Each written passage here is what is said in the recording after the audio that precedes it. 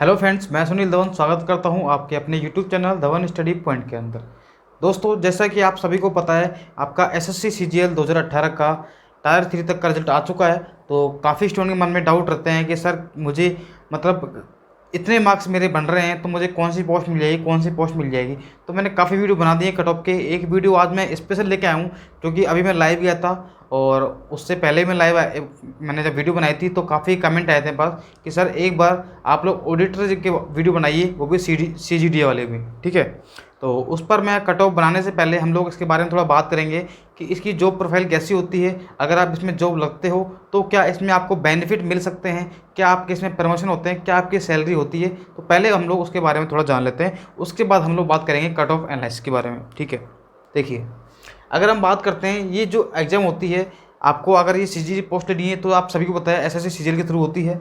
और इसके अंदर आपको CPT और डेस्ट दोनों रिक्वायर्ड नहीं होते हैं। अगर आप CPT में फेल हो जाते हो और अगर डेस्ट में फेल हो जाते हो तो भी आपको ये वाली पोस्ट मिल जाएगी। ठीक है, तो ये सबसे अच्छी बात होती है इसकी। काफ़ी स्टूडेंट ऐसे होते हैं को जो टाइपिंग में फेल हो जाते हैं, CPT में फेल हो जाते हैं, लेकिन फिर भी उनको पोस्ट ही होती है तो आराम से मिल जाती है ये वाली। ठीक है, अब इसकी बात करते हैं जॉब प्रोफाइल की।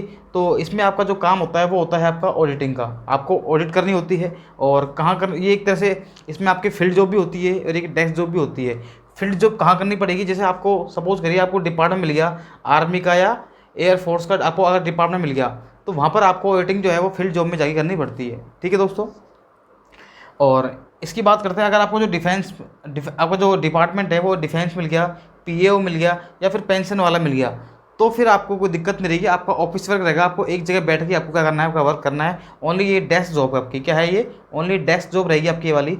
और अगर हम बात करें इसकी बेसिक पे की, ठीक है, तो ग्रेड पे जो होती है वो कितनी होती है इसकी जो ग्रेड पे होती है वो होती है 2800 ग्रेड पे। ठीक है, और अगर हम बेसिक पे की बात करते हैं तो इसके जो बेसिक पे होता है वो 29,200 के आसपास का बेसिक पे होता है। ठीक है, और HRA जो होता है वो कितना होता है 24% ऑफ किसका, इसका बेसिक सैलरी का। ठीक है, बेसिक सैलरी का 24% होता है। और DA TA CGHS ये फैसिलिटी आप सभी को इसके अंदर मिलती है। ये फैसिलिटी क्या होती है आपकी, ये मेडिकल फैसिलिटी होती है आपकी। ठीक है, तो अराउंड इसकी सैलरी अगर हम सारा उसमें मिलाएं पूरा, तो सैलरी जो है आपकी वो बन जाती है 42 से 44,000 के आसपास आपकी सैलरी बन जाती है। ठीक है, 42 से 44 के तक इसकी आपकी सैलरी बन जाती है इसके अंदर। चलो, अगर हम बात करते हैं इसके प्रमोशन की, तो प्रमोशन की अगर हम बात करते हैं, देखिए, अगर आप स्टार्टिंग में ऑडिटर बनते हैं तो ऑडिटर बनने के बाद में अगर आपको सीनियर ऑडिटर बनना है तो आपको जो अगला प्रमोशन होगा वो होगा 6 साल के अंदर। तो 6 साल बाद के आप इसमें आपको कोई एग्ज़ाम नहीं देनी, बिना एग्ज़ाम के आपका जो प्रमोशन होगा वो 6 साल में हो जाएगा और आप क्या बन जाओगे, यहाँ पर सीनियर ऑडिटर बन जाओगे। आप लोग क्या बन जाओगे, सीनियर ऑडिटर। फिर क्या होता है, फिर उसके बाद में अगला जो प्रमोशन होता है वो होता है आपका AA का। उसके बाद जो होता है प्रमोशन वो होता है AO का, उसके बाद होता है डिप्टी AG का। ठीक है, तो ये वाले आपके क्या होते हैं, प्रमोशन होते हैं। तो ये अब आगे के जो प्रमोशन वो डिपेंड करते हैं कि कौन सी डिपार्टमेंट वैकेंसी कम है या खाली है। ठीक है, वो डिपेंड करता है वैकेंसी पर, डिपार्टमेंट कैसा है आपका, तो उस पर डिपेंड करता है। बाकी ये अगर हम बात करते हैं एक बार, अगर आपने ऑडिटर बनने के 2 साल बाद अगर आपने एक एग्ज़ाम होता है आपका SAS एग्ज़ाम, क्या होता है ये, एक SAS एग्ज़ाम होता है। अगर आप इसको पास कर लेते हो, क्वालिफाई कर लेते हो, तो आप लोग देखिए आप सीधे ही ऑडिटर से आप बन सकते हो वहाँ पर AA। क्या बन सकते हो, AA। कब, जब अगर आपने SAS एग्ज़ाम पास किया, यानी कि आप सीधे 2800 पे ग्रेड से, यानी मैं कह सकता हूँ कि अगर सीधे ही आप 2800 ग्रेड पे से सीधे आप लोग 4800 ग्रेड पे पर पहुँच सकते हो। कब होगा, जब अगर आप SAS एग्ज़ाम पास कर ले हो तो बहुत अच्छी बात है। तो जब भी आप लोग से बन जाओ तो आप लोग ये एग्ज़ाम आपको जरूर पास करना है, ताकि आपका जो इंक्रीमेंट है बहुत अच्छा हो, आपका बहुत आगे आप लोग जाओ जब तक आपका। ठीक है, मतलब आप लोग जब रिटायर हो गए तो आप अच्छी ग्रेड पे पहुँच जाओगे आप लोग। ठीक है, तो ये इसका थोड़ा सा एनालिसिस था जो मैंने आपको बताया। और इसमें मैं आपको एक चीज़ बताता हूँ, इसके अंदर आपका कोई काम बहुत कम होता है इसके अंदर। ठीक है, अगर आप पूरे दिन के अंदर अगर आपने 3 या 4 घंटे काम कर लिया तो वो एनफ होता है। ठीक है, उसमें आपका पूरा जो वर्कलोड होता है वो पूरा बराबर हो जाता है। और इससे प्रमोशन भी इसमें अच्छे होते हैं और एक रेस्पेक्टेड जॉब तो है ही, क्योंकि आप कहीं पर भी अगर आप ऑडिट करने जाओगे तो वैसे ही आप सभी को बताएं, ऑडिट करने वालों की तो वैसे ही कितनी अच्छी खान पीन, मतलब इतना अच्छा होता है कि इसकी रेस्पेक्ट अच्छी खासी होती है उनकी। ठीक है, तो सभी लोग डरते भी हैं उनसे। और अगर इसमें बात करें ट्रांसफ़र की, तो उसमें जनरली इसमें ट्रांसफ़र नहीं होते हैं। तो ऑडिटर अगर जब तक आप ऑडिटर रहते हो तब तक आपको ट्रांसफ़र नहीं होते हैं, लेकिन आप AO AA बनते हो तो फिर आपके ट्रांसफ़र होने के चांस रहते हैं। ठीक है दोस्तों, तो ये था हमारा पूरा एनालिसिस। अब बात करते हैं हम लोग हमारे कट ऑफ के बारे में। ठीक है, ठीक है दोस्तों, अब हम बात करते हैं कट ऑफ की। तो हमारी कट ऑफ एनालिसिस क्या हो सकता है वो हम लोग बात करने वाले हैं अब। ठीक है, देखिए 2016 की हम लोग बात करते हैं एक बार। 2016 में जो वैकेंसी थी हमारी, देखिए जनरल की, ओबीसी की, एससी और एसटी की बात कर रहा हूँ मैं। किस पोस्ट के लिए? सीजीडीए ऑडिटर की बात कर रहा हूँ मैं। तो जनरल की जो वैकेंसी थी कितनी थी? 1582 थी। और ओबीसी की 809 थी, एससी की 433 थी, एसटी की 301 थी। और कट ऑफ जो गई थी वो 521 के आसपास गई थी। ठीक है, ओबीसी की बात करते हैं तो 507 गई थी, एससी की 463 गई थी और 439 गई थी। सीजीडीए ऑडिटर के लिए आपकी कट ऑफ गई थी। ठीक है, अगर मैं बात करता हूँ कट ऑफ की, तो देखिए यहाँ पर वैकेंसी कितनी थी? 1582 वैकेंसी थी, 1582। लेकिन ये जो पोस्ट मिली थी, ये जो आपको पोस्ट मिली थी, ये मिल गई थी आपको कम से कम 4000 रैंक पर मिल गई थी। मैं जनरल की बात कर रहा हूँ, जिसकी 4000 के आसपास रैंक थी, उसको ये वाली पोस्ट मिल गई थी। कौन सी वाली? सीजीडीए ऑर्डर वाली पोस्ट मिल गई थी। और इसके इतने मार्क्स, इतने मार्क्स पर मतलब हम कह सकते हैं कि उसकी 4000 के आसपास रैंक थी। ठीक है दोस्तों, लेकिन इस बार क्या हुआ है? देखिए इस बार क्या हुआ है, इस बार लड़कों के मार्क्स जो है वो नॉमिनेशन के अंदर बहुत बड़े हैं। यहाँ पर जो था 2016 में, यहाँ पर कोई भी वो नहीं था नॉमिनेशन। ठीक है, नॉर्मलाइजेशन। ठीक है, यहाँ पर कोई भी आपका नॉमिनेशन नहीं था। यानी कि मैं कह सकता हूँ, देखिए नॉमिनेशन में क्या होता है कि प्रीमियम कम से कम आपके 30 नंबर बढ़ गए होंगे। मैं बता रहा हूँ एवरेज 30 नहीं, मान एक काम करो आप लोग 25 तो मान के चलो एवरेज। और मेंस की बात करता हूँ, मेंस के अंदर भी आपके 30 से 35 बढ़े हैं। यानी कि 55-60 नंबर का डिफरेंस तो वैसे ही आ गया आपका। 50 से 55 नंबर का डिफरेंस तो आपका वैसे ही आ गया। ठीक है, लेकिन इतना डिफरेंस नहीं आया कि वैकेंसी का फ़र्क पड़ता है। ठीक है, इस बार वैकेंसी थोड़ी अच्छी वैकेंसी थी इस बार, और नॉर्मल था नहीं आपका। ठीक है, अब हम इस डेटा को एक बार एनालिसिस करें। ठीक है, और हम आते हैं एक बार 2018 पे। अब कुछ स्टूडेंट कहेंगे कि 2017 का डेटा कहाँ पर है? तो 2017 के अंदर देखिए 2017 में इसमें कोई वैकेंसी नहीं थी। ठीक है, कोई भी वैकेंसी नहीं थी यहाँ पर। 2017 में कोई वैकेंसी नहीं थी। अब बात करते हैं 2018 की। अब आप चेक करना खुद ही, 2018 में जो वैकेंसी है, यहाँ पर वैकेंसी कितनी है? 1582 है। यहाँ पर कितनी है? 1557 है। यानी कि थोड़ा सा वैकेंसी में यहाँ पर कम है। ओबीसी में 809 थी, अब थोड़ी बढ़ गई है, 832 हो गई है। एससी में 433 थी, 462 हो गई, थोड़ी सी बढ़ गई है। यहाँ पर 301 थी, यहाँ पर कितनी हो गई है? 231। यहाँ पर भी वैकेंसी क्या हो चुकी है? कम हो चुकी है।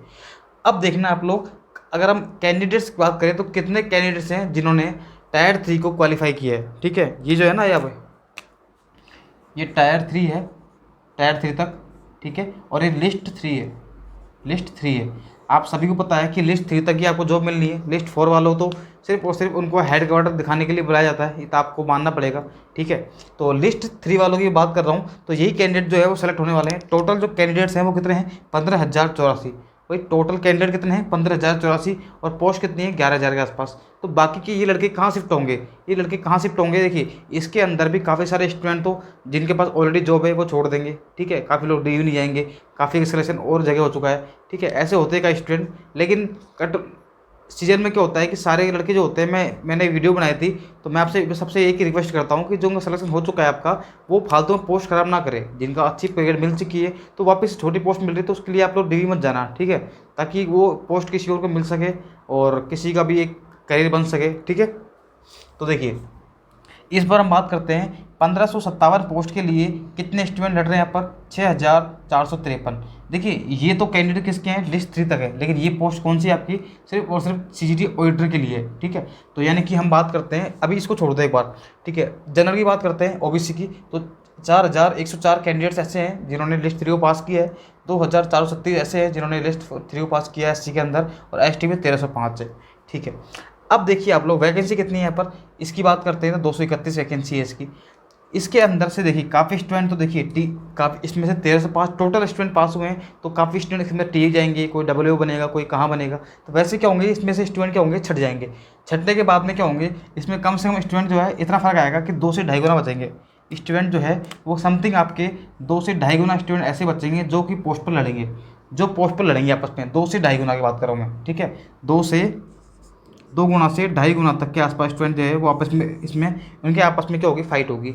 अब वो फाइट में कैसे निकलेंगे? देखिए यहाँ पर जो डिफरेंस आएगा ना उनके बाद में, वो डिफरेंस बहुत ही कम मार्क्स का आएगा। जैसे किसी स्टूडेंट के 1 नंबर का डिफरेंस आएगा, किसी के 2 का डिफरेंस आएगा। तो उससे पहले लड़के छटने के बाद में भाई काफ़ी स्टूडेंट तो डब्ल्यू में चल जाएंगे, कोई जेएसओ में चल जाएंगे, कोई इंस्पेक्टर बन जाएगा, कोई किसी को टीए मिलेगी। तो स्टूडेंट इसमें से क्या होंगे? छट जाएंगे। यानी कि 6,453 जो है, इसमें से स्टूडेंट मात्र कितने बचेंगे आपके? 3000 के आसपास ऐसे स्टूडेंट बचेंगे। यानी कि मैं कह सकता हूँ कि 2.5 गुना स्टूडेंट जो होंगे वो इस पोस्ट के लिए लड़ेंगे कम से कम।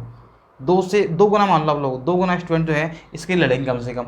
अब 2 गुना के अंदर भी काफ़ी स्टूडेंट भाई डी नहीं जाएंगे, उनका पहले सिलेक्शन हो चुका है, या फिर कई स्टूडेंट ऐसे हैं तो 17 में सेलेक्ट हो चुके हैं। तो ऐसे जो मतलब कंपटीशन जो होगा ना वो मुश्किल से आपका 1.2 गुना ऐसा कुछ होने वाला है, 1.5 गुना भी नहीं होगा, 1.2 या 3 गुना इतना रहेगा आपका। ठीक है, तो देखिए अब कट ऑफ आपकी कितनी जा सकती है मैं आपको बता रहा हूँ। देखिए अगर यहाँ पर जो कट ऑफ गई थी 521.75 गई थी ना आपकी कट ऑफ, ये वाली कट ऑफ, तो सपोज करिए इतने पर आपकी रैंक कितनी थी, यहाँ पर 4000 रैंक थी आपकी। यहाँ पर जो रैंक थी आपकी वो कितनी थी, 4000 थी। तो यहाँ पर जो रैंक आएगी ना वो समथिंग इसके पास ही आस पास ही आने वाली है आपकी।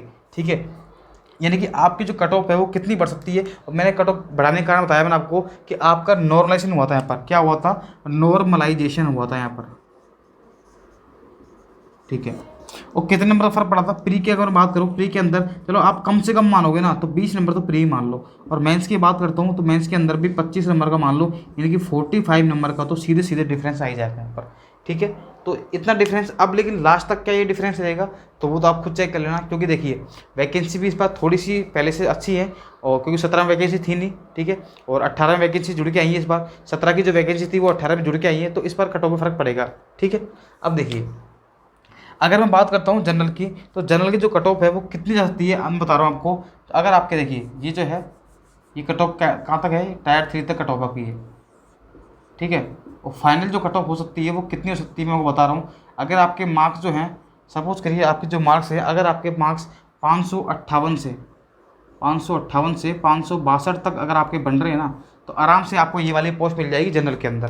ठीक है दोस्तों, और अगर हम ओबीसी की बात करते हैं, देखिए ओबीसी में जो पहले कट ऑफ कितनी थी यहाँ पर, फाइनल जो कट ऑफ थी वो कितनी थी यहाँ पर 507 थी। ठीक है, लेकिन अब जो टायर 3 तक कट ऑफ कितनी गई है 520। ये डिफरेंस पता है क्यों आ रहा है, मैंने आपको पहले कहा ये डिफरेंस आने के कारण नॉर्मलाइजेशन है बहुत ज़्यादा, और कंपटीशन तो आपका बढ़ ही रहा है। ठीक है, तो इस बार अगर आपके देखिए 520 से अगर आपके मार्क्स जो हैं वो कितने हैं, सपोज करिए आपको मिल जाएगी इस बार 500, देखिए 20-25 नंबर तो कम से कम मान के चलो बढ़ेगी इसमें, है ना। तो 545 से 550 इतने मार्क्स अगर आपके ओबीसी में बन रहे हैं तो आराम से आपको सीजीडी ऑडिटर मिल जाएगी, ये मैं आपको पक्का वादा कर रहा हूँ आपसे। ठीक है, और अगर हम बात करते हैं एससी की बात करेंगे, देखिए तो एससी में जो कट ऑफ थी वो 463 थी।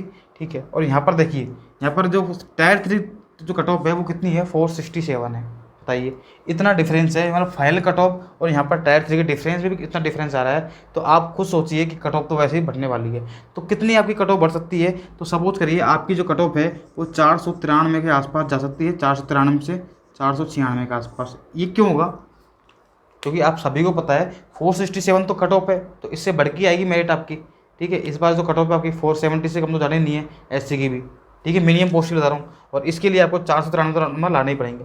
और एसटी कैटेगरी की बात करता हूँ, देखिए यहाँ पर जो आपकी कट ऑफ गई थी फाइनल कट ऑफ वो कितनी थी 439.5 थी, और वैकेंसी यहाँ पर ज़्यादा थी, यहाँ पर वैकेंसी क्या है कम है। तो 439.80 नंबर अगर आपके यहाँ पर आ रहे हैं, ठीक है, टायर 3 तक। ठीक है, अब कितनी कट ऑफ बढ़ सकती है, अब बढ़ सकती है आपकी, देखिए अगर आपके मार्क्स जो हैं वो 475 के आसपास हैं, 480 तक, तो आराम से आपको ये ऑडिटर पोस्ट मिल जाएगी। बहुत अच्छी पोस्ट है, आप इसको ज्वाइन जरूर करना। ठीक है दोस्तों, तो ये हमारी अब कट ऑफ एनालिसिस था। तो मैंने आपको बता दिया पूरा फैक्टर की कट ऑफ क्यों बढ़ रही है, क्या कारण रहा है। एक तो प्री और मेंस का जो आपका इफेक्ट पड़ा था नॉर्मलाइजेशन का, ये तो आपको सभी को पता है। फ्री के नंबर मिले हैं काफ़ी स्टूडेंट को, तो प्री में तो सबको मिले हैं। ठीक है, प्री में तो कोई मना नहीं कर सकता, जिसका पेपर बहुत ज़्यादा आसान है उसकी बात अलग है। बाकी अगर किसी का लेवल पेपर आया भी आया, मीडियम भी आया, तो उसके मार्क्स ही 15 से 20 नंबर बढ़े हैं इस बार। ठीक है दोस्तों, तो ये हमारा कट ऑफ एनालिसिस था। तो मिलते हैं हम अगली वीडियो में, आपकी डिमांड वीडियो बनाते रहेंगे। जब तक के लिए bye bye, okay, thanks for watching.